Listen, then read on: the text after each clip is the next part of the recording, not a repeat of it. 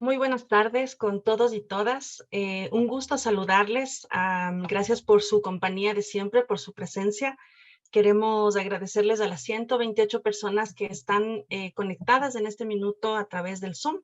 Les pedimos mil disculpas por los inconvenientes técnicos que hemos tenido para el arranque de este seminario web. Esto nos garantiza a todos que podamos tener toda la eficiencia y toda la calidad que merecen ustedes para manejar todo este proceso y este seminario con la calidad que ustedes se merecen.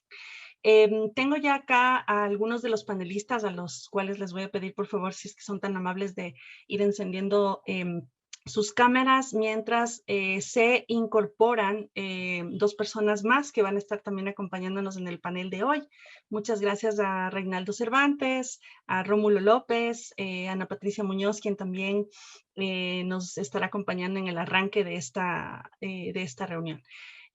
Como les comentaba, están por integrarse dos personas adicionales, Elena León y la ministra de Educación, que en breve nos sumarán. Están con algunos inconvenientes técnicos, pero los estamos ya en conjunto con el equipo solventando para poder contar con su presencia.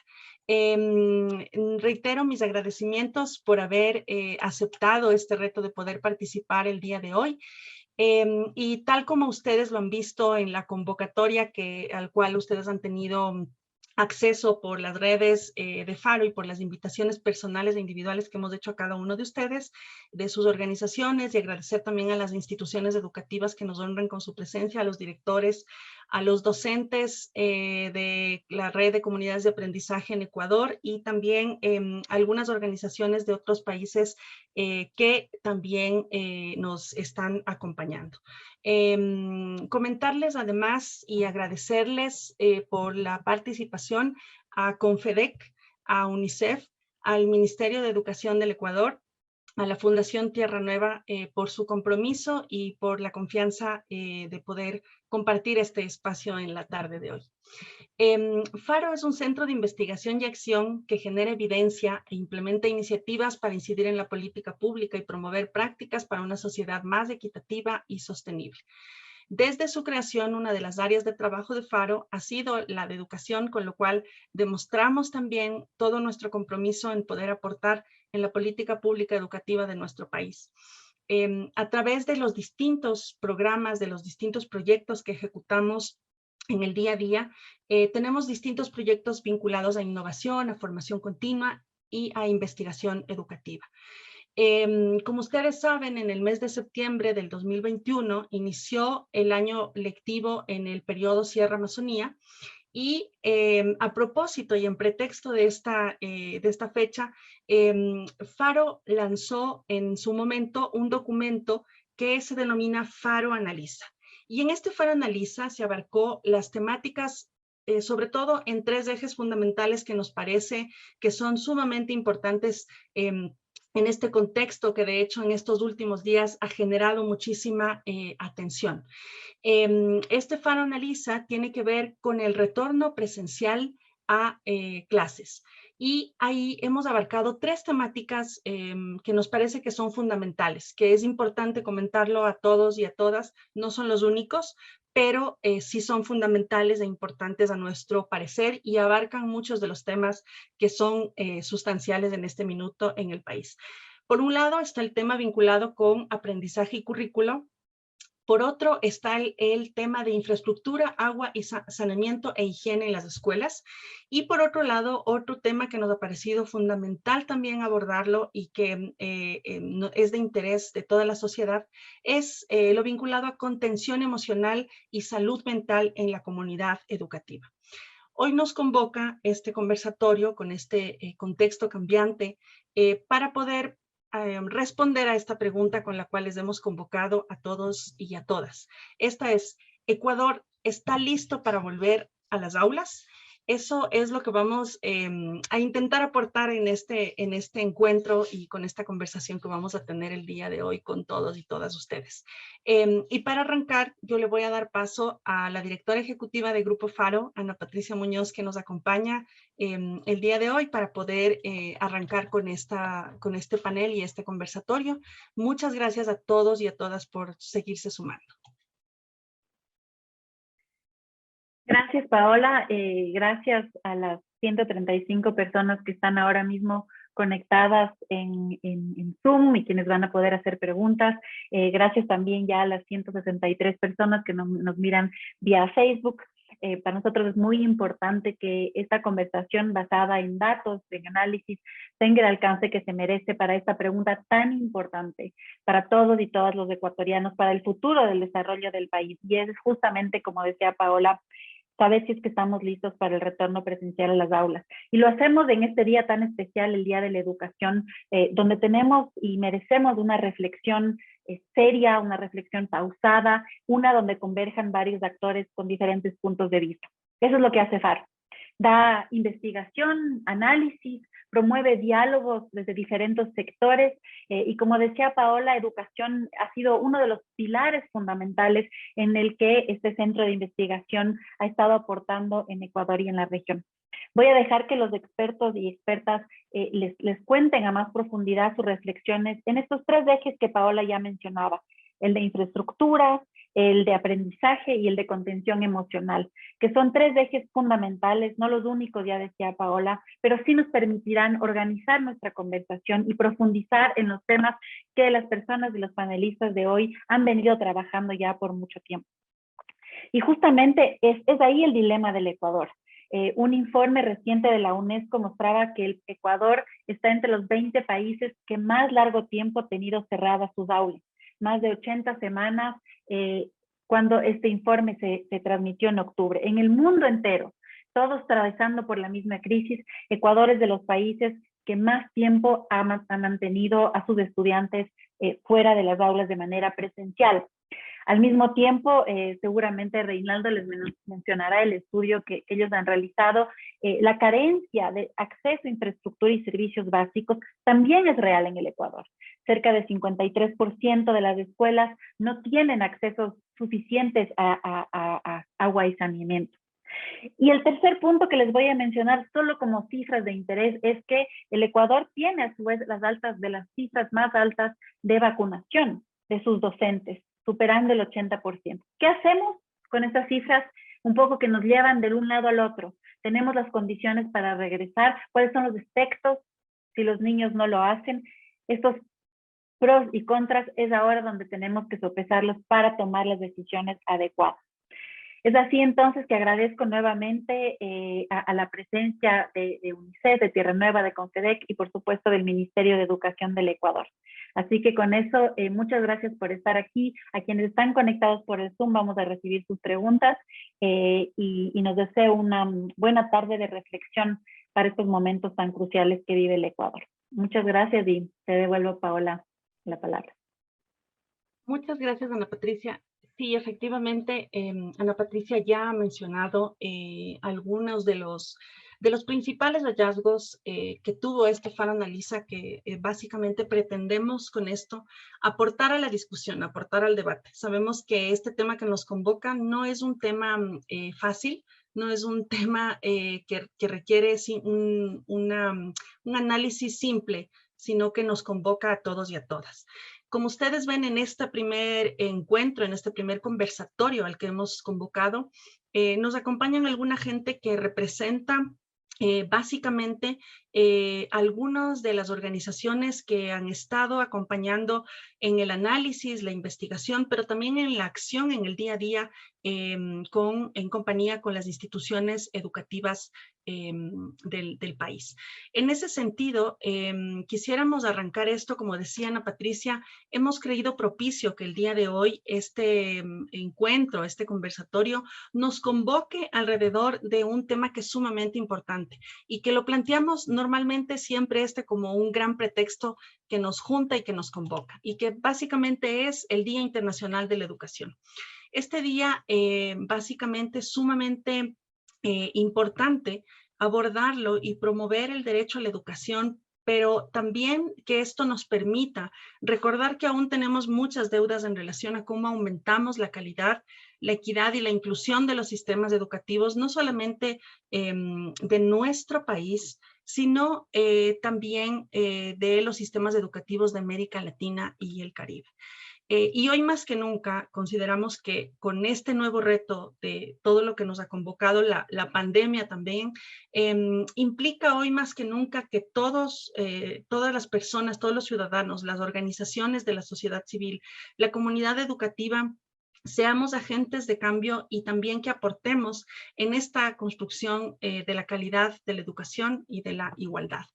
Y en ese sentido vamos a arrancar entonces con una primera pregunta. Me gustaría mucho que pudiera arrancar Reinaldo. Vamos a tener 5 minutos de intervención y luego le voy a dar el paso a Rómulo hasta que nuestras dos panelistas puedan también sumarse.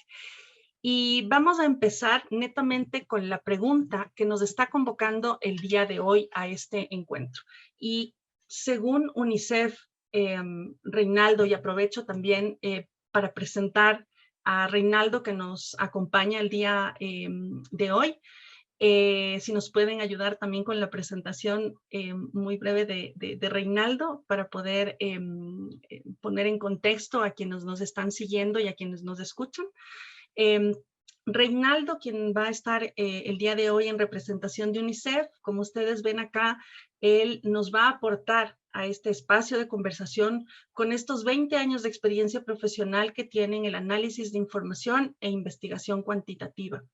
Él también ha sido director ejecutivo del Instituto Nacional de Estadísticas y Censos, subsecretario general en la Secretaría Técnica del Plan Toda una Vida, subsecretario de Análisis e Información del Ministerio Coordinador de Desarrollo Social y gerente del proyecto Registro Social. Y además también ha participado como consultor de varias organizaciones de cooperación internacional. El día de hoy, Reinaldo nos acompaña como oficial de monitoreo y evaluación del sector educativo de UNICEF. Y de una vez quiero también presentar a Rómulo López Seminario, a quien le agradezco de manera muy especial por acompañarnos. Él es actual presidente de la Confederación Ecuatoriana de Establecimientos de Educación Católica en Ecuador. Él es miembro de la Confederación Interamericana de Educación Católica con sede en Bogotá y de la Oficina Internacional de Educación Católica con sede en Bruselas. Entre los cargos que ha ocupado están el secretario ejecutivo del Departamento de Educación de la Conferencia Episcopal Ecuatoriana y también ha estado participando como parte de la Coordinación General de los Procesos de Acreditación de Calidad Educativa. Además, también ha colaborado como coordinador nacional de programas Escuela para Padres del Ministerio de Educación y el INFA, entre otros más. Y con toda esta trayectoria, tanto de Rómulo López como de Reinaldo Cervantes, vamos a arrancar entonces con esta primera gran pregunta, que es la que nos convoca en este conversatorio educativo. Y ahí preguntar, y voy a dar el paso primero a Reinaldo y luego le voy a pedir a Rómulo. Ustedes, bajo su consideración y bajo lo que estamos y hemos venido trabajando en estos últimos tiempos, ¿consideran que luego de todo lo que hemos pasado con esta pandemia, Ecuador está listo para volver a las aulas? ¿Lo consideran así? ¿Cómo lo ve UNICEF, Reinaldo? Y que nos cuentes un poco por qué lo miran también así. Bienvenido, Reinaldo. Muchas gracias nuevamente. Muchas gracias, Paola, Patricia. Un saludo a Rómulo y a todas las personas que están siguiendo esta transmisión. A ver, yo diría en relación a tu pregunta inicial, ¿no es cierto?, de si el Ecuador está preparado. A mí me parece que ahí es conveniente remontarnos al inicio de la pandemia. Y en general, si recordamos de ese momento, la idea de un confinamiento era una medida de carácter temporal. O sea, si ustedes recuerdan, muchos niños, niñas, ese día, me parece que fue un jueves o viernes, cogían sus mochilas, sus útiles, y nadie pensaba que esto podía durar más allá de 1 o 2 semanas. Y si vemos en retrospectiva, como ya han pasado 2 años, que muchas niñas, niños, la mayor parte no ha podido retornar a las escuelas. En general, esta medida de carácter temporal fue relajándose en varios o en distintos lugares, en distintos países. En la región quizás somos de las regiones que más han demorado en retornar a la modalidad presencial, aun cuando aquí mismo en nuestra región 12 países ya han retornado a esta modalidad.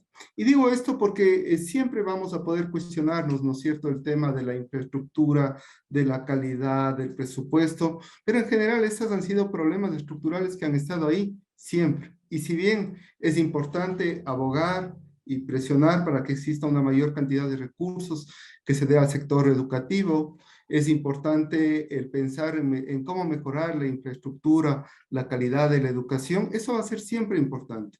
Pero eso no vamos a poder resolverlo en 2 o 3 meses. Y en cambio, los riesgos de que las niñas y niños estén fuera del sistema educativo son mayores y están teniendo varios efectos en la población. Entonces, en ese sentido, desde UNICEF nosotros siempre hemos mencionado que las instituciones educativas deberían ser lo último en cerrar y lo primero en abrir. Pero aquí, si ustedes ven, en general, esto no ha ocurrido. Más bien ha ocurrido todo lo contrario. Y creo que ahí es importante dar el énfasis que corresponde y el espacio que debe tener la educación de nuestras niñas y niños. Y en ese sentido, desde UNICEF, lo que abogamos es para que las escuelas deben permanecer abiertas. Si tenemos en cuenta los efectos del cierre, es evidente que lo mejor que les puede ocurrir a los niños es permanecer en las escuelas. Existen muchos riesgos que a veces no valoramos y que son importantes tomarlos en cuenta cuando un niño no va a la escuela. Por ejemplo, partimos desde el mismo hecho del aprendizaje, pero hay temas de protección, hay temas de alimentación y así un conjunto de otros riesgos que al ir los niños y niñas a las escuelas, siendo este un espacio de protección, es posible mitigarlos o identificarlos a tiempo. Eso es lo que quisiera comentar en este primer momento. Muchas gracias, Reinaldo. Le doy paso ahora a Rómulo López también para contestar esta pregunta que nos convoca. Muchas gracias. Y perdón, Rómulo, agradezco también de paso para agradecer a Elena León de Fundación Tierra Nueva también, que ya logró solucionar los problemas técnicos y ya se nos sumó. Muchas gracias. Muchas gracias, Paola. Quiero también saludar a Reinaldo, a Ana Patricia, a Elena que está ingresando y a Katy. Decirles sobre la pregunta si estamos listos para regresar. Yo creo que los niños, las niñas, los jóvenes están desesperados por regresar. Los problemas que han tenido que enfrentar en todo este tiempo de pandemia alargada, pues han generado una cantidad de problemáticas que no se han visibilizado suficientemente. Los problemas que los niños y niñas están sufriendo, los retrasos cronológicos en cierta edad evolutiva de los niños, donde la socialización es imprescindible para poder desarrollar en su personalidad, no se pueden repetir, no se pueden volver a reiniciar. Entonces, ese daño que se ha generado en los niños y en las niñas realmente es grave y es necesario que nosotros lo dejemos de manifiesto. Desde el sector educativo, nosotros igual entendemos, Reinaldo nos ha dicho, la problemática en el sector de infraestructura educativa en el país es conocida. Hace falta muchísimo, pero no es la razón para que nosotros no demos ese paso adelante. A mi entender, y yo quisiera en esta tarde un poco poner el dedo en la llaga, es que generalmente nosotros encontramos nuestra zona de confort. Inclusive en la pandemia, con el encierro, muchos encontramos nuestra zona de confort haciendo las cosas que la pandemia nos pidió hacer. Y en este momento que tenemos que regresar, nos toca desacomodarnos. Y a veces son esas posiciones personales que hacen que se presenten a veces visiones distorsionadas sobre el riesgo que se tendría en el caso del retorno a la presencialidad. Yo pienso que las autoridades han tomado todas las medidas, las instituciones han tenido cuidado en elaborar sus PICES, la comunidad es consciente sobre el riesgo que existe, pero yo creo de que el riesgo de retornar a clases es absolutamente menor que el de continuar sin retornar a clases. Y entonces para nosotros los educadores, el escenario natural donde tenemos que realizar la acción educativa es en el aula, es en la escuela, es en el patio, es a través de la interacción de nuestros estudiantes. Entonces yo creo de que desafortunadamente hay muchas voces que llegan a generar mucho ruido y hacen que esta acción educativa, que es una acción técnica, profesional, que realizamos personas que conocemos la realidad educativa, se ve contaminada con posiciones que a veces distorsionan. Y en esto debo decir que juega un papel desafortunadamente en contra de los medios de comunicación, que a veces les veo alineados en contravía a lo que el país necesita en este momento. Y entonces yo creo que los ecuatorianos conscientes, los educadores que creemos que la educación es un acto interactivo, de interrelación, necesitamos de que se retorne a ese escenario natural. Vamos a tener muchas dificultades que enfrentar, por supuesto. Tendremos nosotros que aprovisionarnos de muchas medidas de bioseguridad, aplicar normas de bioseguridad. Pero lo que yo quiero poner énfasis en algo que ya lo dijo Reinaldo, es que la escuela es un ambiente mucho más seguro de los otros escenarios donde los niños van con sus padres diariamente y que no se ha hablado de cerrarlos. Los centros comerciales, los parques, las playas, los cines, los lugares donde las familias habitualmente están yendo. ¿Y por qué de pronto tanto miedo de regresar a la escuela? Si la escuela es un lugar seguro.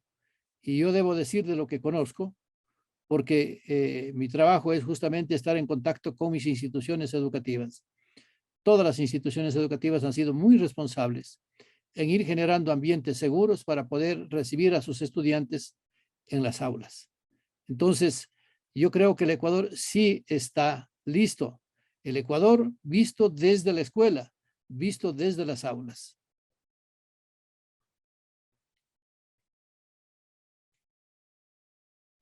Muchísimas gracias, Rómulo, por este antecedente. Además que creo que Rómulo también es una de las personas que está de manera constante en comunicación con las escuelas fiscomisionales católicas del Ecuador.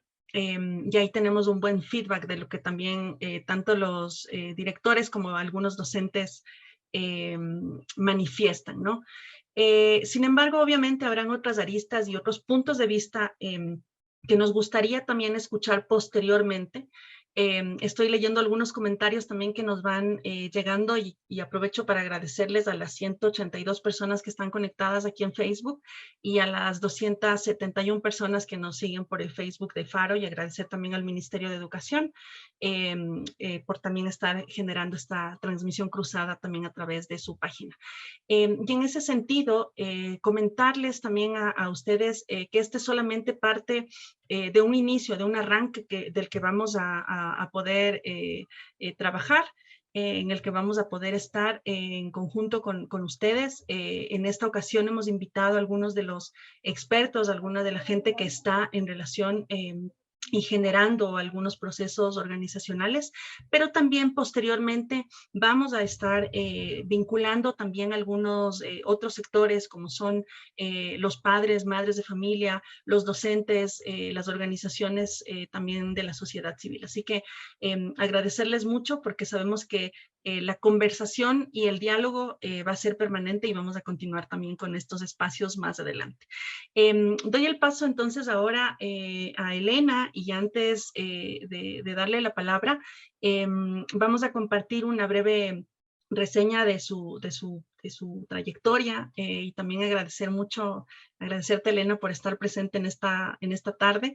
Hemos siempre hablado de que todo el tema vinculado a salud mental es sumamente importante y necesario, no solamente en estos momentos, quizás estos momentos de encierro y de pandemia han puesto sobre la mesa esta situación y nos han visibilizado muchos temas que a veces los vamos dejando de lado. Sin embargo, ahora ya lo vamos poniendo cada vez más en un punto importante en nuestras vidas. Así que quiero dar una presentación muy rápida de Elena León. Ella está ahora desempeñándose como directora de Protección Social y Educación en Fundación Tierra Nueva. Ella es psicóloga clínica, es psicoterapeuta integrativa y durante más de 13 años de experiencia nos va a compartir toda esta experiencia que ha trabajado en desarrollo psicosocial comunitario y en espacios institucionales, en ONGs y espacios comunitarios. Ha trabajado también, y me consta, en muchos espacios de trabajo con jóvenes, sobre todo, y con muchos problemas socioeducativos, psicoemocionales, temas de migración, promoción y prevención en salud mental comunitaria, entre otros más. Muchas gracias, Elena, bienvenida. Gracias por solventar los problemas técnicos que a veces nos juegan malas pasadas, pero ya estamos todos y todas aquí y eso es lo importante, convocarnos al diálogo de manera permanente y saber que estamos siempre predispuestos a estos espacios. Te doy paso, Elena. La pregunta que estamos respondiéndonos es la pregunta que nos convoca al conversatorio. Bajo esta perspectiva y bajo el trabajo que tú generas, ¿consideras que en Ecuador estamos listos para regresar a las aulas? Bienvenida nuevamente. ¿Cómo están? Buenas tardes, Paola, y a todos los panelistas con los que tengo el gusto de compartir esta tarde. Yo tengo mis restricciones. Yo creo que es una necesidad urgente regresar a las aulas, pero creo que a Ecuador le falta aún para regresar y sobre todo en el ambiente de inestabilidad que vivimos por el desarrollo de la pandemia. Creo que el miedo, sí, yo voy a enfocarme desde el tema emocional, el miedo que acompaña no solo a los niños, niñas y adolescentes, y creo que ellos mucho menos, pero el miedo que están cargados los padres y los docentes, hombres y mujeres, es algo que no se ha abordado. Creo que hablamos de la salud mental de los niños, niñas y adolescentes que se encuentran al momento afectada por la falta de interacción, por las pérdidas. No solo se ha perdido el sistema educativo, se han perdido todos los espacios comunitarios donde los jóvenes y los niños compartían. Yo vengo mucho de procesos también de la iglesia y voy a decir que hoy desaparecieron muchos procesos organizativos que tenían que eran sitios de encuentro y de contención también para los niños. Han desaparecido grupos de espacios, infancias, juveniles, es decir, todos los espacios comunitarios que existían antes de la pandemia se han perdido.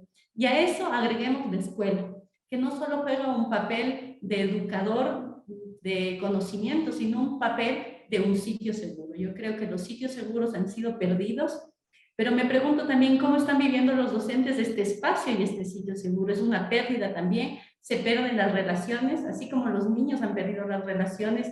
Yo creo que no sé si exista una investigación que se hable qué pasa con los equipos de las instituciones educativas. Los docentes están dedicados solo a impartir conocimientos, si bien existe una infraestructura desde el Ministerio de Educación que te dice, pregúntele al chico cómo está emocionalmente, cómo hay, cuánto se logra desde la virtualidad. Y luego habló Reinaldo de toda la situación también de poca accesibilidad, ¿no es cierto? Ha salido muy de moda que no estamos subidos en el mismo barco y creo que a nivel emocional también así. Nosotros como fundación atendemos a gente que sus hijos están que son padres de vendedores ambulantes. Las guarderías o los centros de desarrollo infantil, como hoy se los menciona, son sitios que son urgentes para estos padres, pero ¿qué tantas garantías brindamos en estos espacios? Entonces yo creo que es urgente regresar, es inmediato, pero creo que no estamos preparados porque no solo hay que hablar de los adolescentes y los niños, hay que hablar de la salud mental deteriorada de los maestros, depresiones, ansiedad, estrés, y que luego son docentes que también son padres y madres de familia, y que el cuidador, o los cuidadores, quienes deben ser responsables, tampoco están listos. Decía, yo, Elena, voy a ir a cuidar y soy responsable de cuidar porque hay el sitio más rico del sistema educativo, aparte del aula que imparte conocimientos, es el recreo, es el momento en que puedo conversar con ese adulto que para mí significa como un referente, a ese adulto que le puedo contar lo que me pasa, ha desaparecido. Pero ¿qué pasa hoy si tengo que regresar y ese adulto que debe darme confianza, también viene de pérdidas significativas, también tiene miedo del contacto y tiene miedo de un contacto que puede llevar una enfermedad a su casa o puede tener miedo también de contagiar a un otro. Entonces, yo creo que emocionalmente, aún el Ecuador, por todo este sistema de incertidumbre en el que vivimos y que los adultos a lo mejor ya nos vamos a de alguna manera organizando, los niños se organizan de alguna forma, creo que todavía hay mucho que trabajar ahí. Y hablar del duelo, yo no sé cuántos, por ejemplo, si levantáramos una estadística, cuántos docentes han perdido un ser querido, cuántos de estos niños también han perdido, cómo están procesando. Conversaba hoy con una directora de un lugar X que trabaja no con la educación formal, sino con la educación de personas en situación de vulnerabilidad. Decía ella, yo creería que deberíamos preguntarnos para qué el regreso de aulas ahora. Si tendría que ser para los conocimientos formales o más bien para la contención emocional y para este conocimiento que nos está compartiendo. Entonces, urgente volver, pero creo que las condiciones emocionales todavía habría que trabajar y saber, más allá de completar números y estadísticos, cuánto nos estamos preocupando por la persona que tiene que ir a cuidar y que tiene que retomar a clases para saber cómo va a cuidar. Yo hablaría mucho del cuidado al cuidador. ¿Cómo está ese cuidador que tiene que ir a cuidar de otros, más allá del tema académico y técnico? Muchísimas gracias, Elena. Para dar continuidad a este conversatorio, quiero agradecer la presencia de la ministra María Brown. Muchísimas gracias por estar presente en esta tarde y gracias también por solventar los inconvenientes tecnológicos que como comentaba antes, a veces nos suceden. Muchas gracias además también porque en esa apretada agenda y en este momento que se está viviendo a nivel nacional también agradecemos de verdad de corazón el que haya este tiempo para poder compartir con nosotros y estar en este conversatorio educativo que nos convoca.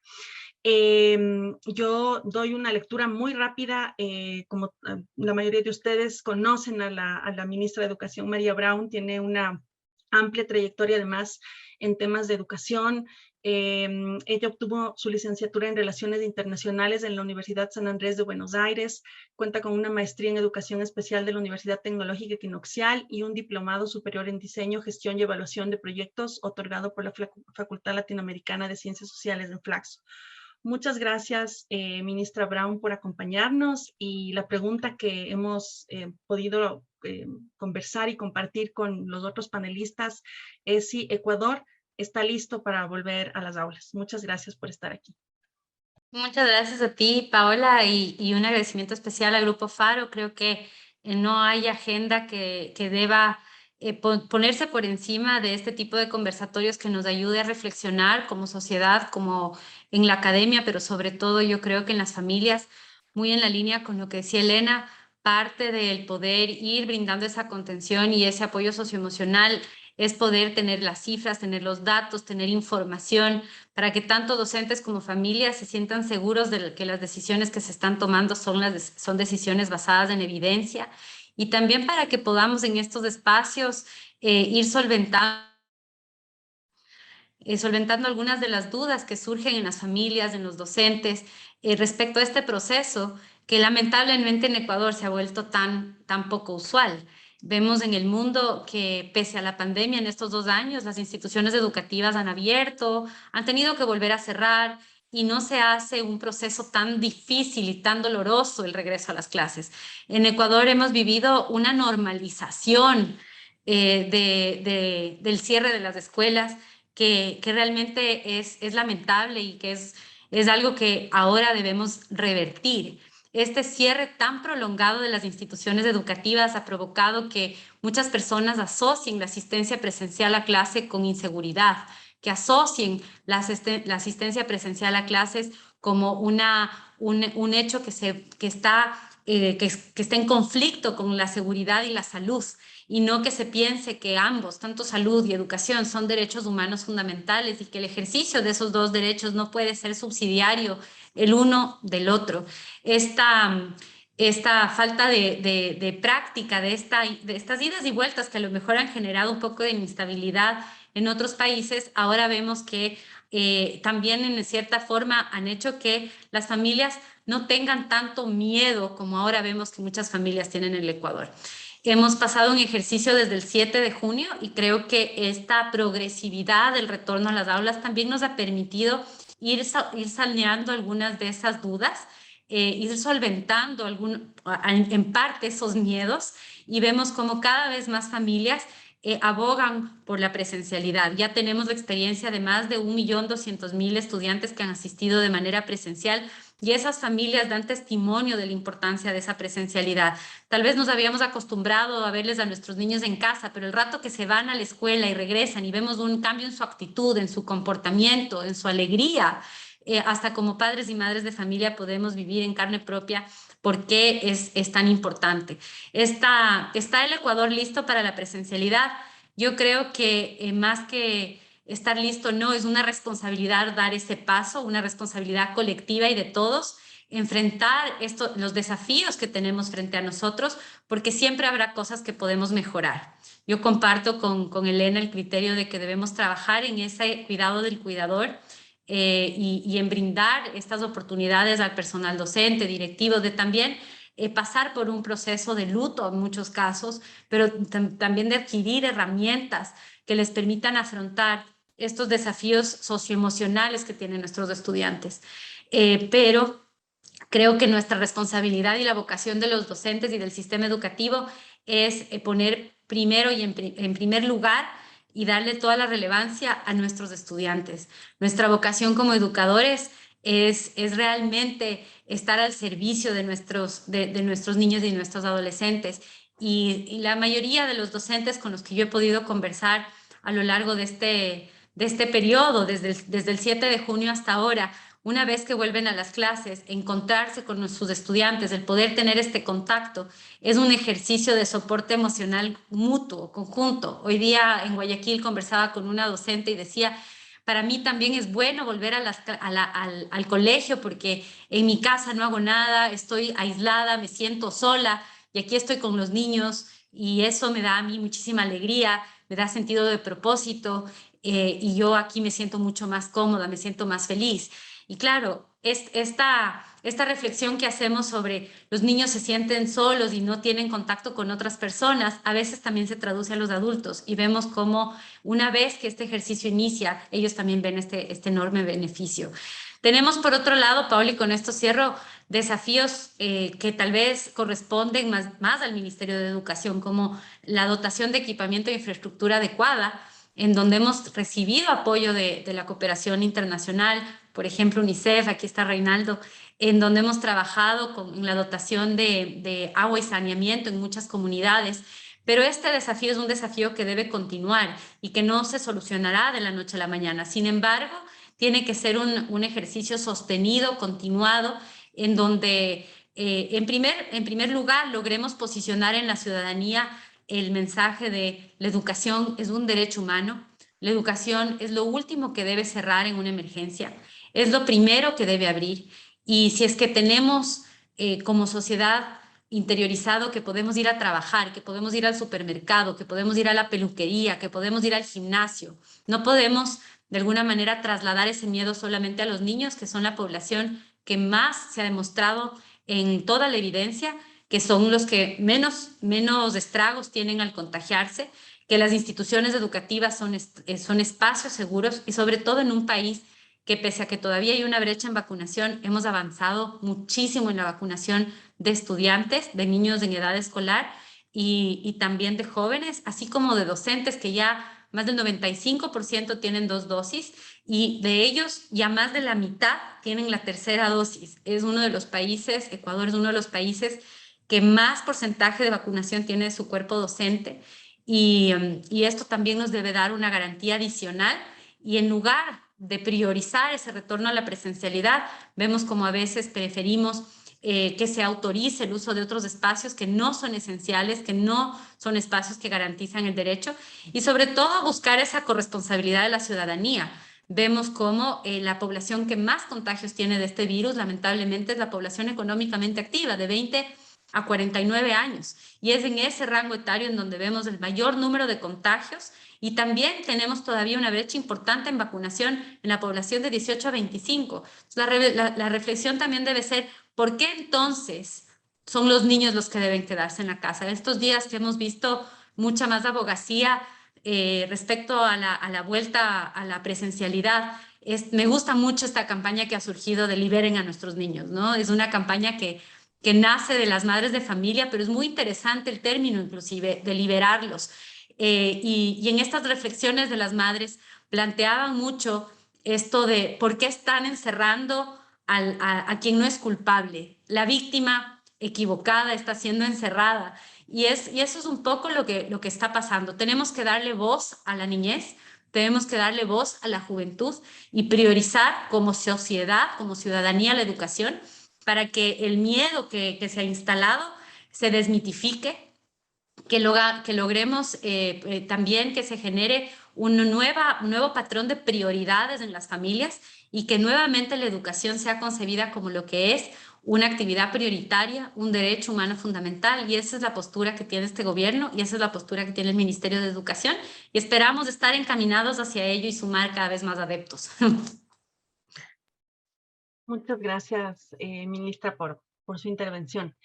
El tiempo nos va a quedar súper corto para todo lo que teníamos planificado, así que les voy a pedir que en esta segunda sección que vamos a hacer, intentemos ser lo más concretos posibles para poder dar paso también a la gente que nos están acompañando. Tenemos a 366 personas que están integradas por Facebook, a 193 que están en este Zoom, así que agradecerles muchísimo. Por sumarse también en este conversatorio. Estamos leyendo, el equipo de Faro está receptando sus consultas, las vamos a compilar y antes del cierre vamos a trasladar las consultas a cada uno de los panelistas para que puedan responderlas. Como les comentaba en un inicio, un poco esta iniciativa también de este conversatorio, aparte de tener este buen pretexto que nos convoca a todos, que es el Día Internacional de la Educación, también tiene un contexto que nos alegra también como organización el haber podido entregarlo, y es que, como les comentábamos, generamos este Faro Analiza que justamente nos convocaba en función de si es que estamos listos para este retorno a las aulas. Y ahí, como les comentaba anteriormente, habíamos hecho este análisis y es sumamente importante también comentarlo acá, que este análisis se ha producido a partir no solamente de la bibliografía y de la literatura a la que hemos tenido acceso de los diferentes organismos de cooperación internacional y de otras organizaciones que están encargadas de este tema, sino también, y aquí es sumamente importante comentarles que también hicimos acercamientos, entrevistas con directivos, con docentes también que pudieron participar y compartirnos también toda esta información que conforma este Faro Analiza. Uno de los temas que nosotros incluimos en este Faro Analiza está vinculado al tema de aprendizaje y currículo. Este, si bien es cierto, es un tema que no necesariamente corresponde o es una respuesta a partir del COVID y de la pandemia. Es una deuda que teníamos ya antes, no solamente como país, sino también como región. Es un tema que de manera permanente ha estado presente, de cómo esta llegada del COVID al país pone sobre la mesa muchísimos de estos temas, de cómo además existe una respuesta también inmediata, de cómo irlo solventando, de tener un currículo para la emergencia, pero además también nos pone sobre la mesa la importancia de generar ciertos ajustes curriculares, de generar estrategias interdisciplinarias y de entender con mayor amplitud el contexto. Consideramos además que este currículo y que este aprendizaje debe también contener otros tintes, otros rasgos que estén asociados también a muchísimos temas, como ya lo mencionaron acá, temas de educación socioemocional, pero además también que sea un currículo que está asociado también al espacio en donde están los y las estudiantes, ¿no? Espacios que en ciertos momentos no necesariamente están adecuados en las condiciones en las que se requerirían para tener un aprendizaje pleno. y una educación integral. Y en fin, muchísimos temas que incluso llegan hasta el abordaje de qué sucede con la evaluación de los aprendizajes, cómo estábamos evaluando, cómo tuvimos que evaluar en pandemia y cómo vamos a tener que evaluar ahora que estamos intentando generar este retorno progresivo a la presencialidad. Con este contexto y con este hallazgo en general, digamos que no es un descubrimiento por sí solo, sino simplemente una compilación de algo que era un secreto de voces, y plantear en este aprendizaje y currículo, quiero preguntarles a todos ustedes y darles de igual manera muy rápido la palabra. Vamos a empezar igual que lo hicimos antes, Reinaldo, Rómulo, Elena y la ministra Brown. Quisiera preguntarles a ustedes, ¿cuál consideran que es el mayor reto que tiene el Ecuador en este momento en aprendizaje y currículo? Contemplando todos estos elementos que hemos mencionado y que han aparecido también en este Faro Analiza. Si, Reinaldo, tú pudieras comenzar. Muchas gracias. Bueno, quizás yo quisiera poner algunos elementos iniciales primero de contexto, porque como mencionaba ya la señora ministra, a partir del 7 de junio inició el proceso de retorno a clases presenciales en un conjunto de instituciones educativas, y nosotros en conjunto con el Ministerio de Educación hemos tenido la oportunidad de evaluar a un grupo de niñas y niños que ya han iniciado su retorno a clases y poder comparar con quienes aún no han iniciado ese retorno. Ese levantamiento de información lo hicimos en el mes de noviembre, es decir, es información actual y que abordaba varias aristas. Yo en eso quisiera referirme sobre algunos temas iniciales que tienen que ver, por ejemplo, con el mismo tema del proceso de retorno a las escuelas. Y al preguntarles a las familias si es que les socializaron los protocolos para el retorno a clases presenciales, la verdad, este fue un dato que a nosotros nos sorprendió gratamente. Un 95% mencionaba que sí fueron socializados en los protocolos, y a la vez un 97% indicó que les socializaron el consentimiento informado que debían dar para el retorno a clases. Y eso a mí me parece muy importante, porque son estos elementos que van generando la confianza para un retorno a clases, como vamos a ver luego con otros indicadores que me gustaría mencionar. Luego, ya en el mismo proceso de retorno a las instituciones educativas, también hay otro dato que otra vez nos sorprendió gratamente. Un 89,9% decía que se cumple, por ejemplo, esta norma que sugieren en los temas de los PICES de asistir a clases en grupos pequeños. 9 de cada 10 mencionaban que se cumplen con las normas de autocuidado, higiene y seguridad. Y también teníamos un 88% que se indicaban que se tenían esta disponibilidad de espacios amplios. Esto contestado desde las familias. Y también vale la pena mencionar que es una encuesta telefónica que les llamamos, no existe ninguna presión para indicar uno u otro posible respuesta, entonces nos parecían importantes. Sí, tienen unos porcentajes algo menores, alrededor del 75%, el tema de servicios de agua potable o el tema de baterías sanitarias en buen estado, pero eso, como ya indicó la señora ministra, es un reto no de corto plazo, sino a mediano y largo plazo. Ahora bien, si bien podemos tener estas restricciones en infraestructura, es importante mencionar que en general los protocolos de bioseguridad que dependen de la comunidad educativa, padres, hijos, docentes, vemos que se cumplen con unos porcentajes significativamente altos. Ya en las clases, en el mismo proceso, habíamos preguntado también sobre el tema del estado de ánimo de los niños. Si es que, ¿qué pasaba con el estado de ánimo de los niños al retornar? Y lo que hallábamos es que un 86% decían que ha mejorado, un 86%, y un 12% que sigue igual. Es decir, alrededor de 9 de cada 10 niños y niñas señalan que su estado de ánimo mejora al ir a clases en la modalidad presencial, y un 85% también menciona que han aumentado su interés por aprender. Esto luego podemos comparar, porque esta misma pregunta había para los niños que se mantienen en clases no presenciales, y realmente existen unas diferencias significativas entre lo uno a lo otro.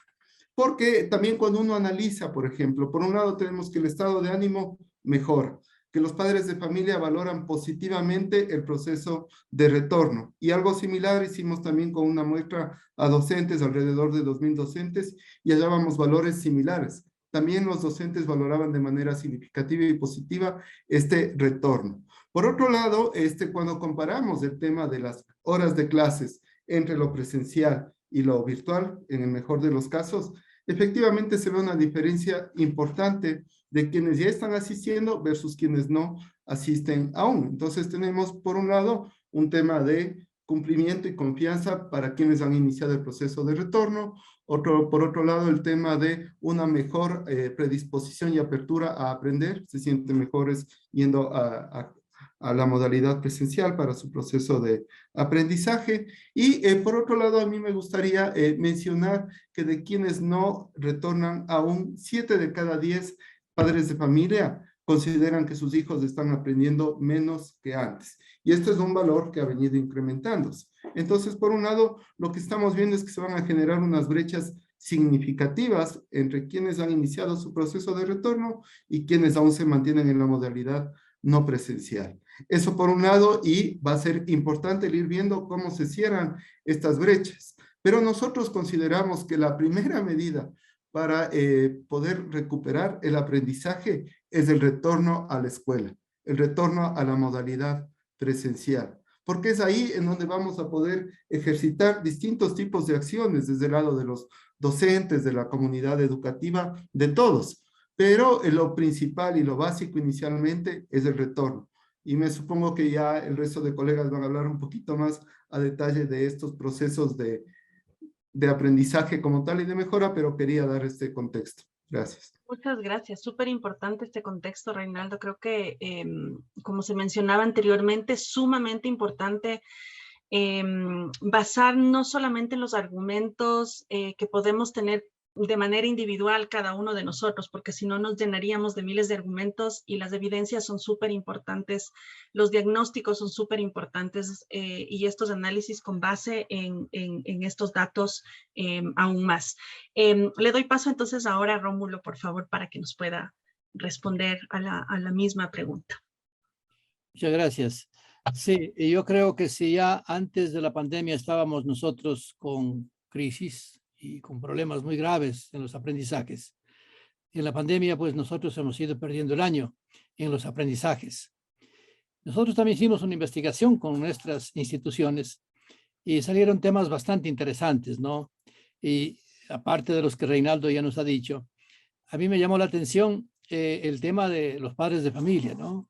De alguna manera nos tuvimos que encontrar a los niños en casa y cómo los padres no estaban preparados para poder soportar el aprendizaje de sus hijos, acompañarles, ayudarles.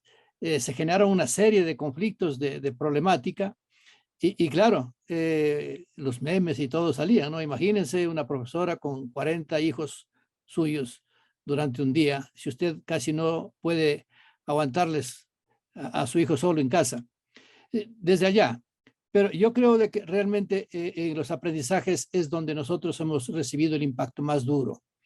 Yo creo de que a pesar de todo el esfuerzo que se ha hecho, y debo reconocer todos los lineamientos, todas las guías, todo el material que el Ministerio de Educación estuvo permanentemente ofreciendo al sector educativo, no fue suficiente como para poder compensar el tema de que los aprendizajes se vieron afectados, y más se vio afectado la brecha entre los que tienen acceso y los que no tienen acceso, los que tienen internet y los que no tienen. El Ecuador tiene pésima conectividad. Es probable de que yo ahora mismo me quede sin internet aquí en Quito. Imaginémonos un niño o una niña en el área rural, en el campo, en la Amazonía. Realmente han tenido problemas muy graves. Muchos niños fuera de la atención de los docentes, muchos docentes fuera de la atención a los estudiantes. Entonces yo creo de que sí, ha habido una problemática grave. Y creo de que sí se trabajó y se hizo un énfasis especial en los maestros para que se lograra encontrar una sintonía con la problemática que vivían los estudiantes. Se trabajó en ese desarrollo, contención emocional, hubieron unas guías muy interesantes que se fueron aplicando. Yo debo decir, desde la perspectiva nuestra de la educación católica, todo el equipo de pastoral hizo un trabajo especial para poder conocer la problemática que los niños estaban viviendo en casa. Y yo creo que los datos que se han dado son graves, ¿no? La cantidad de suicidios de niños y jóvenes en este periodo fueron muy elevados. Yo creo que han muerto más niños por suicidios que por el COVID, contagiado en el retorno. Entonces, esos datos yo, por ejemplo, creo de que deberíamos nosotros ir comentando. Se habla de que la pérdida en aprendizajes, los niños no leen, y no comprenden lo que leen. Sí, todas esas pruebas que se han venido aplicando por la UNESCO, por todas las organizaciones, nos dicen que de pronto nos tendremos que esperar 3 años o más para poder recuperar esos aprendizajes perdidos.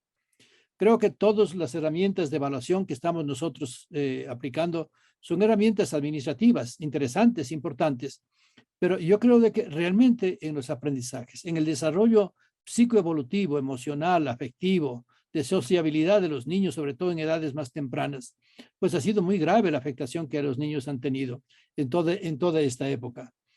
Y tenemos que hacer reajustes, tendremos que ir priorizando sobre aquellos aprendizajes importantes, vitales, que estén articulados con la vida, con la respuesta, con la adaptación a la vida, ¿no? Yo creo que eso ha sido también un llamamiento muy serio que se ha hecho en todo este tiempo para que veamos qué es lo imprescindible en los aprendizajes.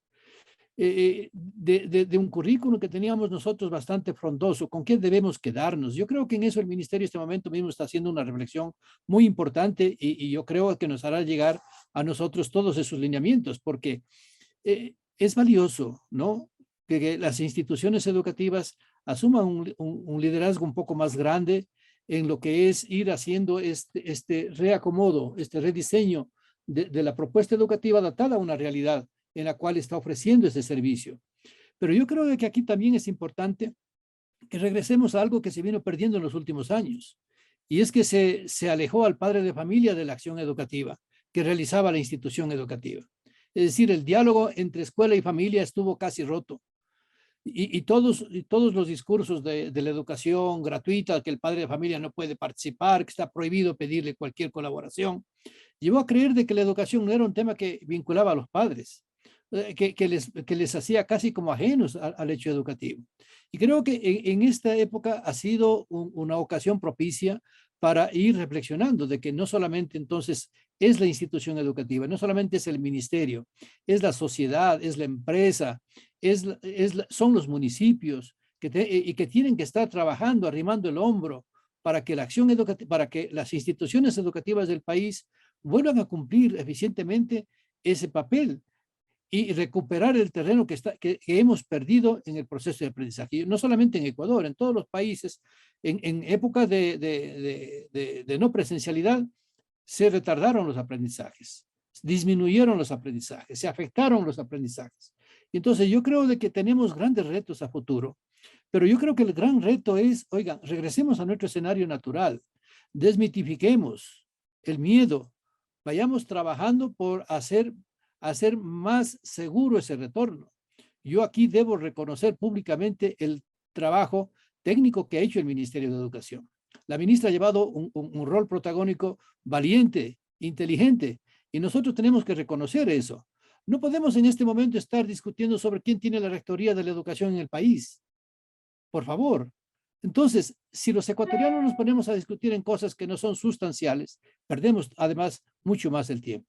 Y entonces, yo sí creo de que desde el sector, yo hablo desde un sector de la educación católica, fiscomisional, tenemos que ser responsables y queremos ser responsables para que todo lo que hemos ido perdiendo en el tiempo por todas las situaciones de desigualdad, el Ecuador es un país pequeño pero es diverso, tiene situaciones totalmente diferentes unas de otras, no solamente por las regiones.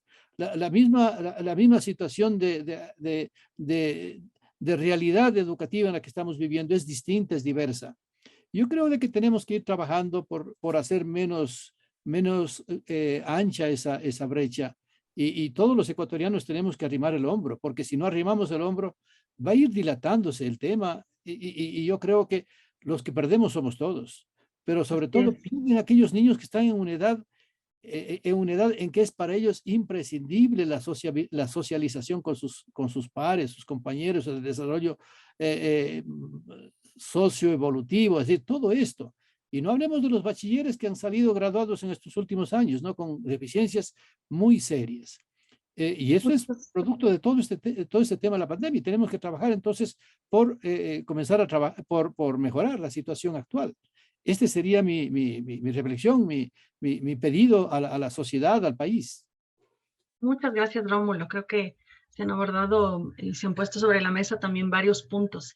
La misma pregunta para ti, Elena, y claro, ahí un poco con esta perspectiva más desde el enfoque que tú mejor manejas, que es desde la parte de la psicología, desde todo el manejo socioemocional. Si tú pudieras aportarnos con esto, te agradeceríamos mucho. Yo desde ahí creo que algo que es urgente trabajar es quitarnos esta cultura de la salud mental de la emergencia, ¿no? O bombera. Creo que el trabajo intersectorial entre la educación y la salud todavía es algo que le estamos debiendo al país, que nos estamos debiendo como seres humanos.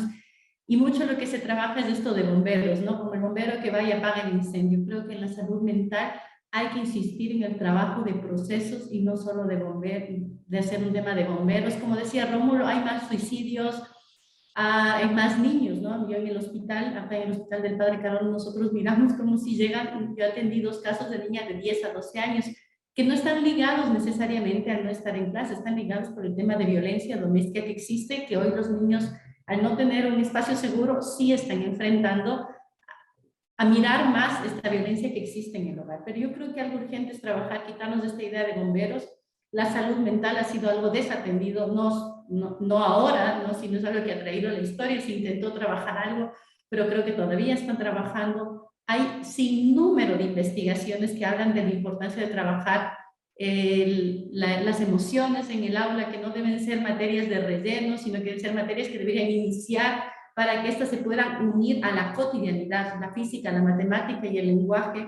Hoy se intenta trabajar en base a proyectos, pero yo creo, no sé si los maestros todavía logran como encajar o vincular este tema de las emociones a la clase de física, a la clase de lenguaje, y que tienen mucho que ver con la vida cotidiana. Y otro elemento importante es volver a recuperar este sentido de pertenencia. La escuela no le pertenece a la institución educativa, no le pertenece al rector, no le pertenece al Estado, nos pertenece, le pertenece al padre de familia, le pertenece al niño, al joven, a quien la esté ocupando. Entonces yo creo que recuperar este sentido de pertenencia es importante y urgente desde la calidad del vínculo que se construya, y ahí es algo importante. ¿Qué tipos de vínculos estamos fomentando en las instituciones? Y desde el post-COVID o desde el COVID, porque no existe tan real esto del post-COVID, sino desde el COVID, ¿qué tipo de vínculos estamos creando? Y en todo lo que sea, no solo entre el maestro y el estudiante, sino entre toda la comunidad educativa. ¿Cuáles son los tipos de vínculos que estamos construyendo?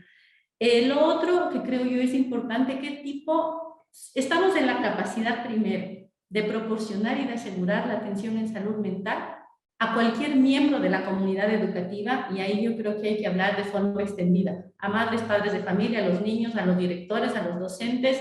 Estamos en esa capacidad, el Estado está en esa capacidad. La salud mental es un privilegio. Si yo tengo que ir mínimo al psicólogo o a la psicóloga cada semana y una consulta en un sitio me cuesta mínimo $10, son $40 al mes, ¿soy capaz de solventar eso? Entonces, si no soy capaz de solventar eso, la salud mental sigue siendo un privilegio. ¿Cómo podemos garantizar esta accesibilidad y la capacidad de asegurar estos servicios de salud? Y luego, para mí, otro tema importante es que a los maestros creo que a veces se les quiere asignar un rol de sostén emocional, que está bien, pero ¿cuántas herramientas están en la capacidad de no sobrecargar a este docente? Esa es otra cosa. Está bien que un docente hace un proceso de acompañamiento, pero ¿cómo no es solo una directriz que llega desde arriba y dice, hoy tienes que cumplir? Sino cómo en realidad trabajamos en esta sensibilidad, le brindamos herramienta y trabajamos la voluntariedad. Es decir, que no sea un docente que debe cumplir esto, sino es un docente que desea construir y que desea hacer estos procesos de acompañamiento, que se puede dar mucho en las escuelas de inspiración cristiana, fiscomisionales, pero ¿qué pasa con estas que no?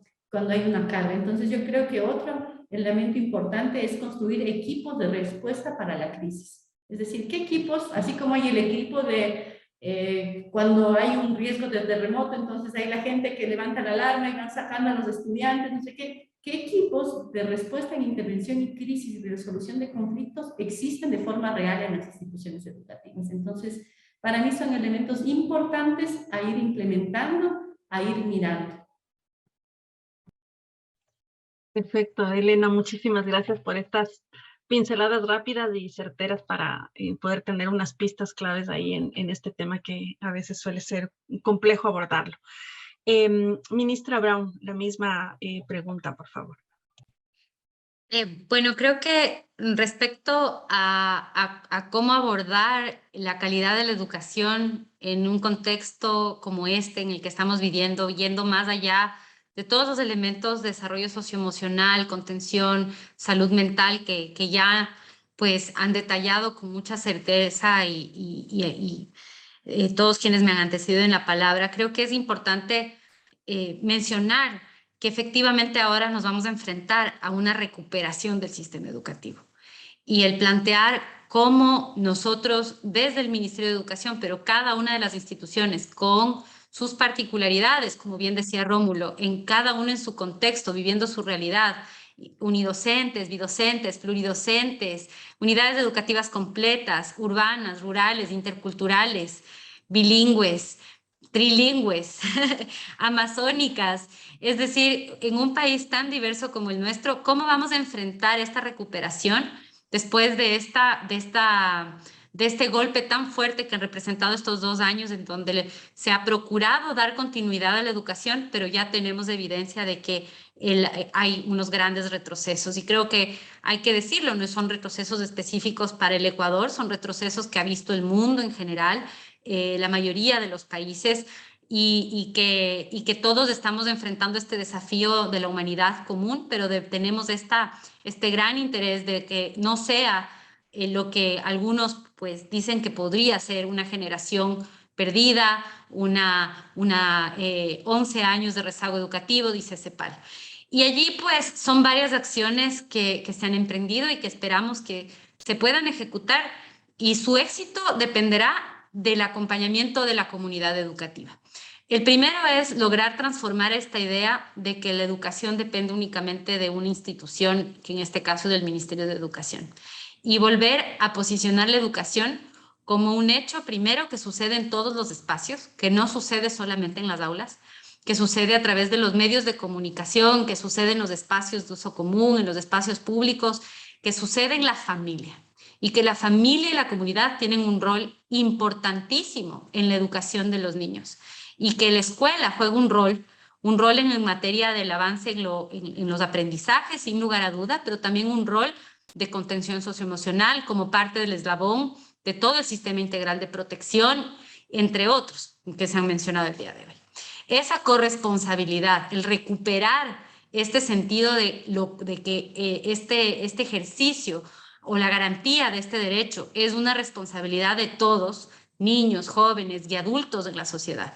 Yo diría, el paso más importante hacia el cual debemos avanzar, que es un cambio de mentalidad. Dejar de pensar que cuando llegamos a la edad de escolarización, depositamos al estudiante en el sistema educativo y vamos a básicamente cobrar los intereses 13 años más tarde. Así no funciona la educación, esto no sucede, y necesitamos que la familia y la sociedad se involucre para poder abordar aquello que hemos considerado lo más importante en materia inclusive curricular. Esto me lleva a lo segundo, que es la priorización del currículo. Como decía Rómulo, necesitamos estas directrices de qué es lo esencial en un currículo muy nutrido que tiene el Ecuador. ¿Qué es lo esencial? ¿Qué es lo que tenemos que priorizar?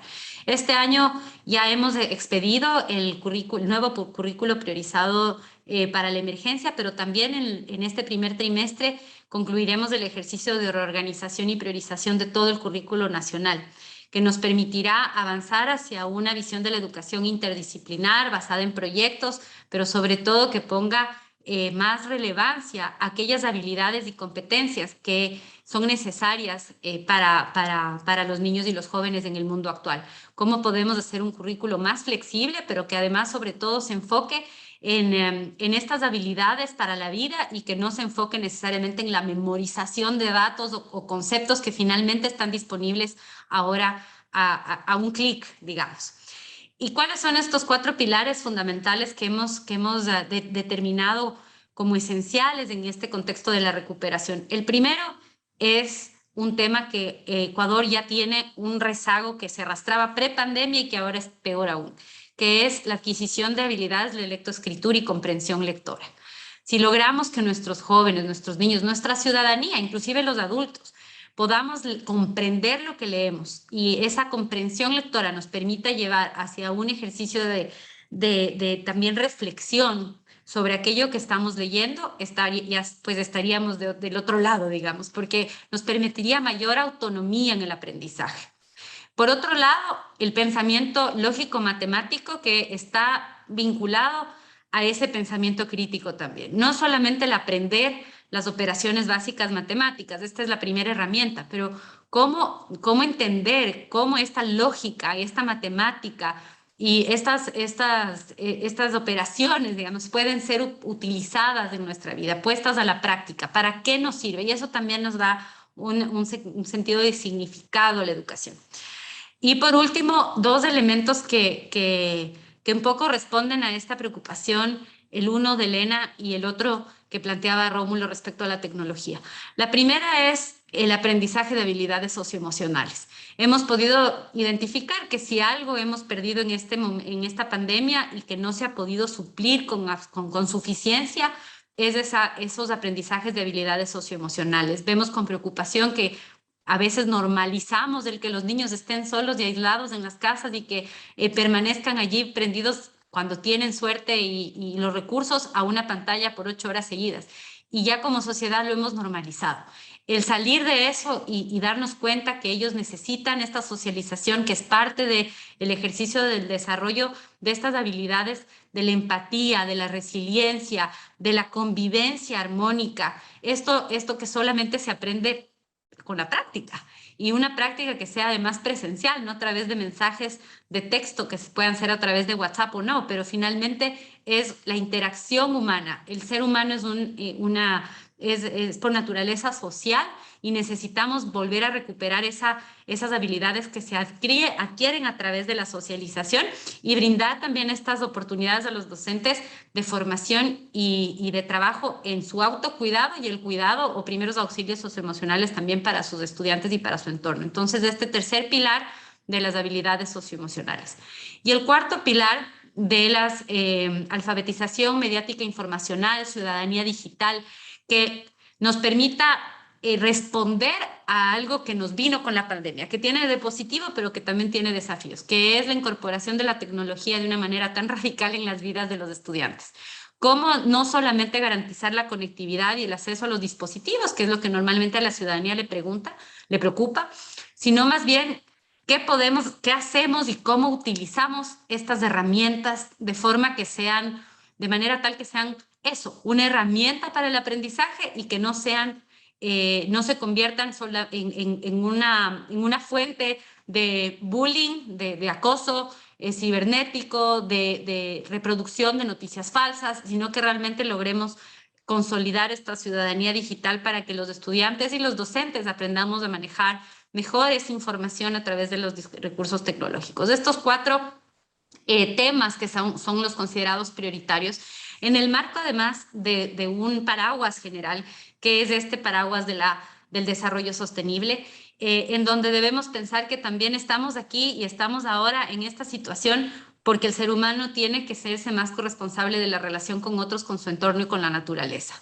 Y esta responsabilidad de nuestra existencia en la Tierra y de cómo debemos interactuar, no solamente con las otras personas, sino con nuestro entorno, para que nuestros hijos y los hijos de nuestros hijos tengan un planeta en el cual vivir de manera sostenible, no puede quedar por fuera esta discusión al momento de revisar cuál es la prioridad curricular. Tenemos que también retomar esta discusión que además les importa a los jóvenes. Cuando hicimos la encuesta de futuros de la educación, ustedes recordarán, el primer tema que los jóvenes dijeron que les importaba y sobre lo cual querían aprender era la educación sobre el medio ambiente, el desarrollo sostenible y la convivencia armónica con la naturaleza. Por lo tanto, no podemos dejar de escucharles a ellos. Esto es algo que le importa a la generación de jóvenes y niños y por lo tanto también debe ser priorizado en su aprendizaje. Ellos tienen derecho a decir qué quieren aprender y ellos quieren aprender y quieren estar en espacios seguros, quieren aprender sobre cómo convivir mejor con la naturaleza.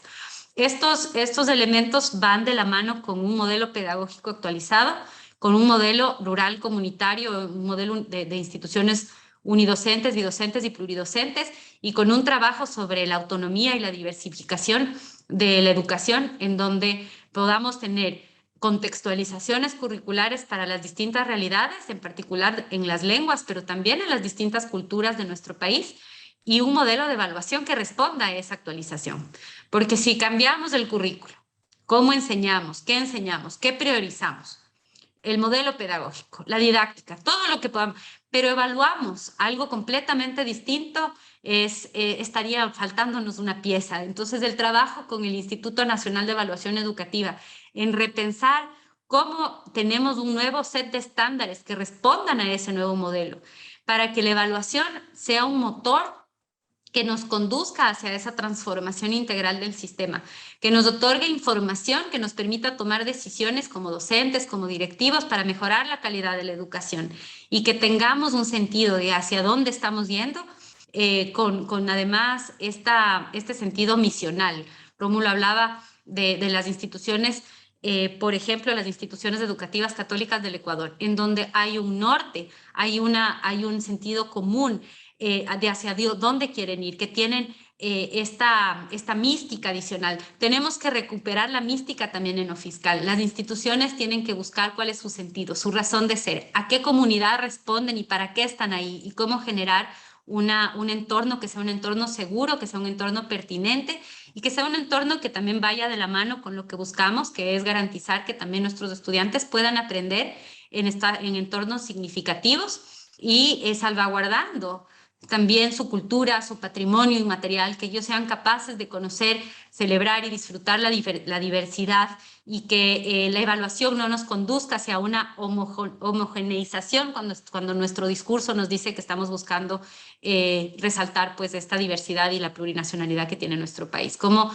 conjugar? Es tal vez fácil, Paula, decir todas estas cosas, ¿no? Yo les estoy contando unos pequeños primeros pasos, pero alcanzar estas metas es algo sumamente ambicioso. Y por eso yo empezaba esta reflexión diciendo, solamente podrán ser exitosas y alcanzadas si logramos que la sociedad vuelva a poner como una prioridad la educación, que formen parte de esta reflexión, que formen parte de este cambio y que sean realmente ejerzan esta ciudadanía activa también respecto a la garantía de este derecho y sobre cómo debería darse, poniendo en primer lugar también la opinión y el protagonismo que deben tener nuestros estudiantes.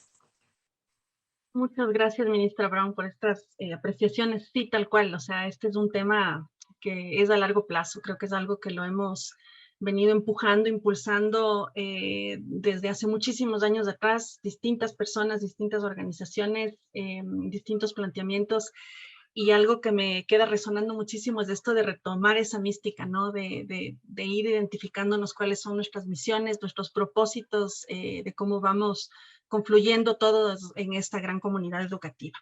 Me quedo yo pendiente personalmente con dos preguntas que las tenía listas, pero vamos a dar más bien paso a las preguntas que mis colegas han alcanzado a compilar rápidamente. Esas sí las tenemos planteadas con nombre y apellido dirigido para cada uno de ustedes. La primera consulta que está hecha para Reinaldo, hemos compilado tres consultas que nos han llegado y que las vamos a leer en una sola para que tú puedas, por favor, ayudarnos y contestarlas. Por un lado, nos dicen que UNICEF ha planteado algunos datos. Se levantó el año anterior esta encuesta y se plantearon estos indicadores que UNICEF difundió. Y la pregunta compilada dice que estas encuestas evidenciaron también algunas carencias, algunos déficits que todavía tenemos como país en las instituciones educativas en temas de infraestructura, agua y saneamiento. que están enfrentando algunas de las instituciones educativas del país. Hay dos preguntas ahí, nos dicen cómo retornamos en estas condiciones, y hay otra pregunta que me parece también interesante, que han hecho un juego importante con el nombre de nuestro conversatorio al que hemos convocado. Nosotros preguntamos, ¿Ecuador está listo para regresar a las aulas? Pero la persona que nos hace la pregunta nos dice, ¿están las aulas preparadas para el retorno de los alumnos? Entonces, Reinaldo, te doy el paso. Qué buen juego de palabras este último que me comentas. A ver, yo como había mencionado al inicio, y en esto debo agradecer la apertura que ha tenido siempre el Ministerio de Educación para ir generando información, se había hecho un levantamiento de las condiciones de agua, saneamiento e higiene alrededor del mes de julio del año 2020. Y en ese levantamiento se analizaban estas tres variables: agua, saneamiento e higiene. En agua, por ejemplo, teníamos que alrededor del 83% de las instituciones educativas en general estaban aptas para volver y tenían el servicio de agua. Esto algo menor en las instituciones educativas públicas, me parece que era de un 77%. En cambio, en los temas de saneamiento, por ejemplo, o higiene primero me voy a referir a esto bajaba alrededor de un 60%, pero gran parte de este problema no tenía que ver únicamente con la infraestructura, sino con la disponibilidad de material. Por ejemplo, el material del jabón o las toallas que deberían existir. Y algo similar teníamos también en el tema de saneamiento, principalmente asociado al tema de limpieza. Entonces, como habíamos hablado en un inicio, estos van a ser temas estructurales. Son temas estructurales. Y de hecho, cuando uno hace un análisis de las instituciones educativas y su entorno, su contexto, muchas veces la escuela puede ser una fotografía mejor de lo que está pasando en el entorno, porque generalmente es más, las comunidades primero tratan de apoyar a la escuela para que sus hijos tengan algunos tipos de facilidades, aunque en la casa se tengan esas carencias. Entonces, yo aquí me haría la pregunta de si es que los niños y niñas están más seguros en la casa o en la escuela. Y creo que en los temas de agua, saneamiento, higiene, probablemente aún en la escuela, con todas las deficiencias que sabemos que aún pueden existir, van a estar mejor que en su hogar. Eso es uno de los elementos que yo quisiera poner a consideración. Lo otro, y como había mencionado con algunos datos que comenté hace un momento, es el tema de que tengo la infraestructura, pero aparte tengo unos protocolos que puedo cuidar y puedo seguir para tratar de minimizar algunos riesgos. Por ejemplo, el lavado de manos o el tema del uso de mascarillas, cosas que tal vez no dependen de esta infraestructura más grande, pero que pueden ayudar al funcionamiento. Y como veíamos en el levantamiento del mes de noviembre, al menos 9 de cada 10 cumplían con esas normas y con esos protocolos. Por un lado es importante destacar, entonces, yo pienso que eran protocolos que eran posibles cumplir, que apuntaban a algo, y también, por otro lado, destacar todo el tema del trabajo y del esfuerzo que hace toda la comunidad educativa, padres de familia, los niños, los docentes, para el retorno a clases. Entonces, yo ahí lo que te diría es, tenemos retos, seguro estos hay que matizarles en función del contexto, pero de alguna manera el tema de protocolos nos pueden permitir de alguna manera mitigar los posibles riesgos. Y esto sabemos que no es un tema que se solucionará en el corto plazo, aunque hay que apuntar. Y ahí sí es importante siempre relevar la importancia de la asignación de recursos para esto. Porque creo que uno de los elementos importantes y uno de los retos que puede tener el sistema educativo en función de esta búsqueda de recuperar la educación este año es el tema de ampliar la cantidad de recursos que se asignen a educación. Y creo que es algo súper relevante para lograr un mejor retorno al aula. Gracias. Muchas gracias, Reinaldo. Tengo la siguiente pregunta para Rómulo. Es una pregunta que la plantea Jorge Luis Montoya. Son varios cuestionamientos en una gran pregunta, pero creemos que condensa bastante bien varias de las preguntas que nos han estado llegando tanto por el chat de Zoom como también por la conexión en Facebook. Aquí nos pregunta Jorge Luis para Rómulo, ¿qué habilidades y competencias deberíamos agregar como fundamento y base de un modelo que inspire el crecimiento del ser y no solo del saber? ¿Y cómo capacitamos a los docentes en ello? ¿Cómo involucramos a los padres? ¿Con qué recursos? ¿Usando qué medios? Rómulo, por favor.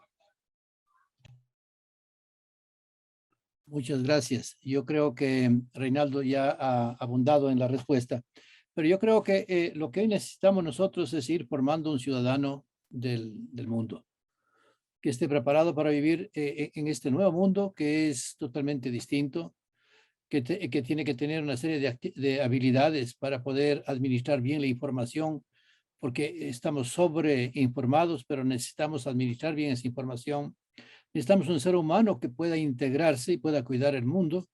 Hoy tenemos nosotros un grave desafío con el llamamiento al Pacto Educativo Global que hizo el Papa Francisco, centralizar al niño, al joven en el proceso de aprendizaje, escucharle, oír las voces de los jóvenes, incluir en los procesos educativos. Yo creo que ese es un reto bastante importante. Tenemos que involucrar a los padres de familia. Por 25 años trabajé en el Ministerio de Educación y fui coordinador y después director nacional de Escuela para Padres, del grupo que fundamos. Mucho bien se hizo en ese tiempo con Escuela para Padres. Es decir, lograr articular un lenguaje común entre la familia y la escuela, acercar, romper esa brecha que a veces existe entre la familia y la escuela, hablar un mismo diálogo, porque a veces hablamos de valores dentro de la escuela y en casa están en contravía o viceversa. Es decir, ir también preparando a los padres para que puedan ser los primeros educadores de sus hijos, formadores. Porque cuando hablamos de educación hablamos de conocimientos, de contenidos. Y creo de que hoy es también ir preparando al niño, al joven, para que pueda realizarse como ser humano, libre, responsable, auténtico, en este nuevo mundo, donde es posible vivir sin corrupción, donde hace falta ser ético, ¿no? Necesitamos ciudadanos que crean que es posible esa sociedad sin corrupción, sin violencia. Hoy estamos llenos de violencia y ya casi ni nos sorprendemos con las noticias. Entonces creemos nosotros de que hay que ir dándole todo este tipo de habilidades. Habilidades a poder resolver los problemas que la vida diaria va dando, ¿no? El mismo COVID nos enseñó a nosotros de que no estábamos preparados para resolver estos problemas básicos de un bicho tan chiquitito que transformó la humanidad. Y estábamos preparados para hacer una cantidad de resolver un montón de problemas y no resolvemos los problemas básicos de la vida. Entonces yo creo de que hay que articular la vida a estos aprendizajes y también el mundo, los demás, saber vivir en armonía con los demás. Yo creo de que esto es importante, ¿no? Y yo sí creo que es posible que el Ministerio de Educación haga un esfuerzo por generar este espacio de trabajo desde la escuela con la familia, ¿no? Obviamente hoy ya el modelo de familia con el que trabajé hace 30 años ha cambiado, ha variado, ¿no? Antes hablábamos de un modelo de familia, ahora hay una variedad de modelos de familias, pero en ese entorno donde el niño vive, donde el niño donde se realiza, donde la escuela tiene como contacto, como contraparte, como par en su diálogo, y yo creo que en ese ambiente tenemos que trabajar para ir generando ese diálogo, para ir consiguiendo la participación activa en los procesos educativos de los niños, de las niñas, de los jóvenes. Todos los padres buscamos lo mejor para nuestros hijos. Y si es que hacemos una alianza entre escuela y familia, yo estoy seguro de que esa alianza será virtuosa. Y si esa alianza ampliamos a la sociedad, a la empresa, a todos los ecuatorianos, yo creo que sí, es momento de que vayamos pensando en esto, ¿no? Esas para mí son las habilidades que hacen falta y que serían necesarias de ir incorporando, ¿no? Porque hablábamos de un currículum básico, de un currículo con aprendizajes fuertes y básicos, pero yo creo que esto es irrenunciable en el proceso educativo.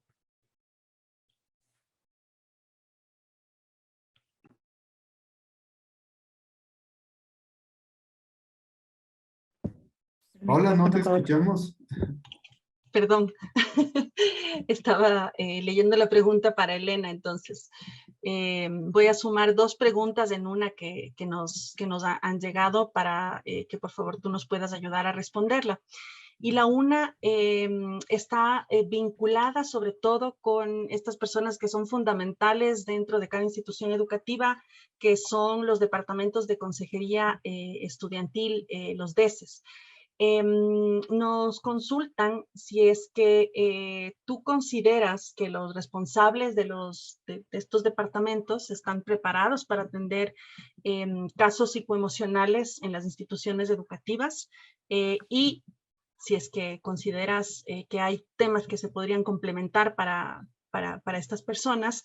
¿Qué acciones, recursos o herramientas consideras que serían necesarias para poder preparar en general emocionalmente a la comunidad educativa para esta presencialidad que tenemos ya a puertas? Esas son las dos preguntas en una. También agradeciéndoles a las personas que realizaron estas preguntas, que las hemos estado compilando, a Adriana Giraldo y a Cristina Carvajal por estas consultas. Gracias, Paula. Lo primero que yo creo es que los departamentos del DECE son fundamentales. Lo que creo es que existen muy pocas personas en el departamento del DECE, muy pocos profesionales que puedan abordar toda la demanda que existe, ¿sí? Y aquí hay que tratar dos elementos. Desde un lado está todo el abordaje que hacen los psicólogos educativos en los departamentos del DECE. Pecaría de decir, yo sabía que antiguamente existían también dentro de la normativa psicólogos clínicos, hoy no estoy segura que existan, pero el psicólogo educativo puede trabajar en todo el tema preventivo, en todo el tema de prevención, de la promoción de la salud mental, pero su competencia ya de abordaje para problemas emocionales no es una competencia que está desde la malla curricular, con la que fuimos preparados los psicólogos. Necesitamos ahí otro tipo de psicólogos que son los psicólogos o las psicólogas clínicas. Incluso hoy dentro de la psicología hay una gran discusión, por ejemplo, porque se dice que los psicólogos clínicos salimos de la universidad solo con la competencia de hacer este mismo asesoramiento, acompañamiento, sostén emocional, pero no un proceso psicoterapéutico. El proceso ya de contención para hacer procesos ya de psicoterapia necesita una especialidad de cuarto nivel, ¿sí? Ahí habría que preguntarse cuántas instituciones educativas tienen primero dentro de su malla, más que malla, dentro de su personal del que labora ahí, cuántos psicólogos clínicos hay en las instituciones educativas y cuántos psicoterapeutas están en las instituciones educativas. Creo que el psicólogo educativo, el departamento de DECE, tiene muchas competencias desarrolladas desde la experiencia, ¿sí? Hay muchísima experiencia, pero están desbordados, no sé si puedan contener ya casos específicos, y cuando derivan a algún espacio hay que saber también en qué situación, ¿no? No es lo mismo derivar a un padre y a una madre de familia con su hijo que tiene posibilidades de acceder a la atención de salud mental. Yo por eso yo hablaba de la posibilidad del acceso, cuando estamos en capacidad de acceder de forma gratuita a un sistema de salud mental que sea para todos y para todas las personas. Entonces, hay que capacitar, sí, y sobre todo no solo hay que capacitar desde la teoría, sino desde la práctica. Estos equipos del DECE necesitan que dentro de sus horas laborales se les garantice el tiempo de contención, que ellos tengan un tiempo para capacitarse, pero para vivir la experiencia de ser contenidos y contenidos.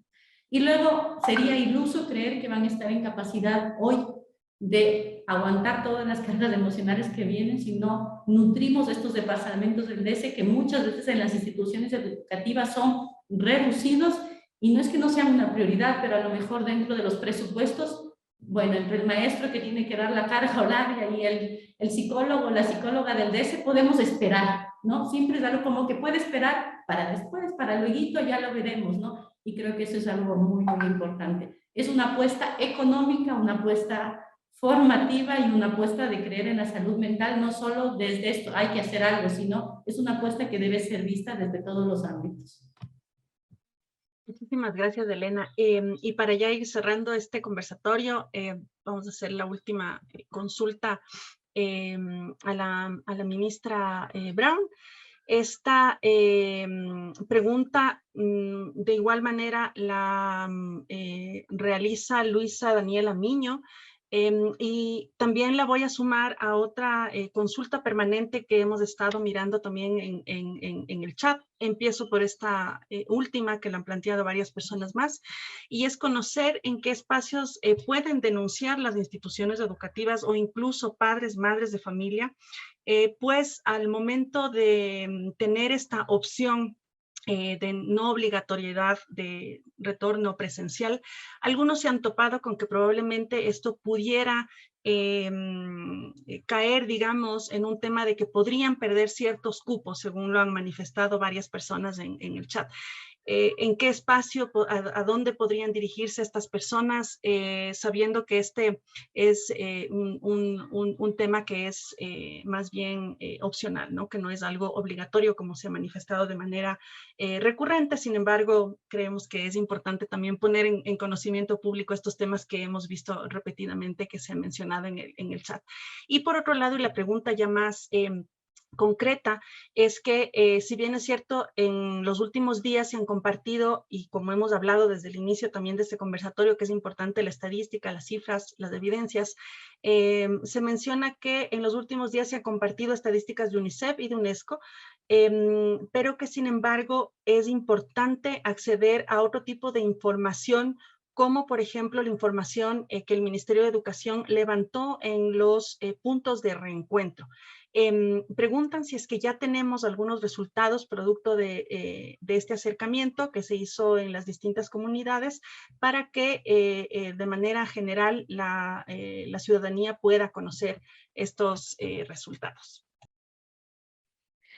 Gracias, Paola. Efectivamente, ya empezando por la última pregunta, los puntos de reencuentro fueron como básicamente una investigación que nos permitió conocer a detalle cuál era la situación del sistema educativo, en donde tuvimos más de 200,000 participaciones. Toda la data recopilada se ha puesto dentro de un portal de consulta de datos abiertos, y estamos nosotros procesando una publicación para que toda esta información ya procesada pueda ser puesta a disposición de la ciudadanía. Sin embargo, si es que hay interés de tener los datos en crudo, digamos, están ya están tabulados, sí, pero la publicación del análisis de los datos todavía está en proceso de elaboración. Cada uno de los rangos etarios tenía cuatro categorías, y cada una de estas categorías tenía una serie de preguntas y de indicadores que se fueron evaluando en cada uno de los estudiantes de acuerdo a su edad.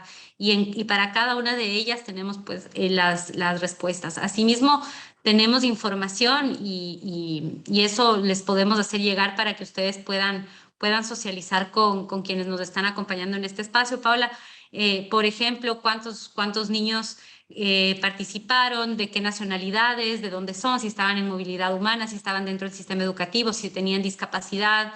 Y esto nos da también la pauta de cuál es el universo total de la población, ¿no? Porque sí es una muestra bastante grande, además un estudio que fue elaborado en todo el país, en todos los distritos educativos del país. Entonces sí, esa información está disponible, y como les digo, esperamos pronto tener ya la investigación para poder publicar esos datos ya procesados. Y la primera, ¿me recuerdas esta especie como de, no sé si llamarla como denuncia o Sí, exposición el sistema educativo en este momento, en tanto en lo fiscal, fiscomisional como municipal, y si ustedes han visto en lo particular igualmente, como ustedes han visto las disposiciones del COE Nacional respecto a cada uno de los semáforos, mantiene la voluntariedad. Esto quiere decir que mientras se mantenga cualquier grado de riesgo por la pandemia, así sea semáforo verde, si estamos dentro del semáforo es que existe un riesgo. El momento en el que el Ministerio de Salud Pública plantea al COE salir del semáforo, nosotros estaremos en posibilidad de plantear un retorno sin estas restricciones, porque ya habríamos salido de ese riesgo. Es hacia donde nosotros vamos y un poco lo que se aspira es que la curva así como subió tan estrepitosamente la curva de contagios por la variante Omicron, así también está bajando, así de rápido está bajando. Ustedes han podido ver cómo de una semana a otra prácticamente se ha reducido a la mitad los nuevos casos reportados a nivel nacional, y esperamos que así continúe como ha sucedido en otros países que tienen más tiempo ya con esta variante. Por lo tanto, aspiramos que esto pueda ser pronto. Sin embargo, nos hemos visto obligados por estas circunstancias a revisar las fechas de matrícula para las unidades educativas de educación a distancia. Esto quiere decir que cuando ya vayamos a una educación presencial o en que las instituciones que tienen permiso de funcionamiento como presencial deban ofertar únicamente esa modalidad, y las familias que deseen mantenerse en educación a distancia pedir un cambio hacia educación a distancia, cuando esto suceda, pues abriremos ya el proceso de traslado matrícula con las nuevas fechas, dependiendo de cómo vayamos avanzando. Sin embargo, decirles que ya tenemos las 2 instituciones educativas fiscales creadas, tenemos un personal, más de 45 docentes que han estado trabajando 2 meses en la creación de contenidos, cada una de ellas tiene ya un portal con los contenidos educativos listos para poder empezar. Y realmente eso hemos tenido la colaboración del sector privado. Yo debo reconocer también y agradecer a Diners Club, que ha donado todos los equipos y computadoras para la unidad educativa Arupos en Quito, por ejemplo, que atenderá al régimen Sierra Amazonía para los docentes, y que ellos cuenten con los equipos para poder tener las clases a distancia con equipos. Y estamos en este sentido listos, pero que tenemos que irnos adaptando. Ya en esta pandemia todos nuestros planes deben ser modificados, y nosotros también hemos estado aprendiendo un poco de resiliencia, pero les vamos a comunicar oportunamente. No se preocupen, no se van a quedar sin cupos. Esperamos y aspiramos que realmente cuando llegue el momento, las familias que opten por la educación a distancia sean las que tienen hijos que tienen condiciones agravantes, que realmente no pueden ir a la presencialidad, porque como ustedes han escuchado el día de hoy, esta debería ser una opción cuando todos los demás factores que se conjugan en el análisis del bienestar integral de sus hijos digan realmente la mejor opción es una formación a distancia. Pero en la mayoría de casos lo recomendable es esa presencialidad, este contacto con los docentes, y pues así aspiramos que esa sea la decisión de la mayoría de quienes nos escuchan ahora y de las familias en general. Muchas gracias, ministra. Bueno, vamos a dar entonces cierre a este conversatorio. Queremos agradecerles muchísimo desde Grupo Faro por haber atendido a esta convocatoria, a las 154 personas que permanecen hasta ahora en el Zoom y a las casi 300 personas que están también conectadas por el Facebook Live. Muchísimas gracias por haberlo hecho. Este Día Internacional de la Educación para nosotros tiene un significado sumamente importante, y es que estamos buscando también cuáles son estos espacios de diálogo en los que podemos reencontrarnos, no solamente en la presencialidad, sino en la virtualidad, como lo estamos haciendo ahora. Esperamos tener otros espacios para poder encontrarnos con padres, madres de familia, docentes y también con estudiantes, que de igual manera podamos responder a esta gran pregunta, si estamos preparados para retornar a las aulas. Esta iniciativa también es fruto y producto de muchas intervenciones en las que también nosotros estamos participando en diversas iniciativas.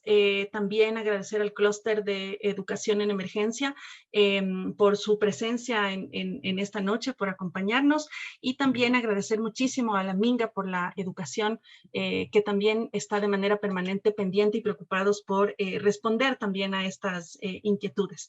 Y de igual manera la Iniciativa Nacional para Reencontrarnos en las Aulas, compuesta por varias organizaciones que también nos han acompañado esta noche y que de seguro van a estar convocando también, y que nos sumaremos a estas iniciativas por dialogar un poco más de cómo nos volvemos a reencontrar en presencialidad.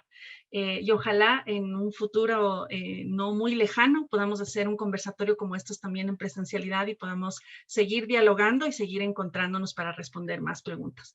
Muchas gracias a todos y todas. Muchas gracias, ministra, por su presencia. Muchas gracias, Rómulo, por el gran trabajo que tienen con todas estas instituciones educativas a nivel nacional. Gracias, Reinaldo, por UNICEF, que siempre nos trae datos frescos retadores también, y a Elena por ese gran trabajo que tienen aquí en la ciudad de Quito, en el sur de Quito, renovando y reestructurando cada vez más la dignidad y el bienestar de las personas más vulnerables. Muchas gracias, Ana Patricia, nuestra directora de Grupo Faro también, y muchas gracias por habernos acompañado en esta noche. Que tengan un excelente descanso. Muchas gracias. Gracias, una buena noche. Muchas gracias. Gracias. Muchas gracias a todos. Gracias, hasta luego. Sí, hasta luego.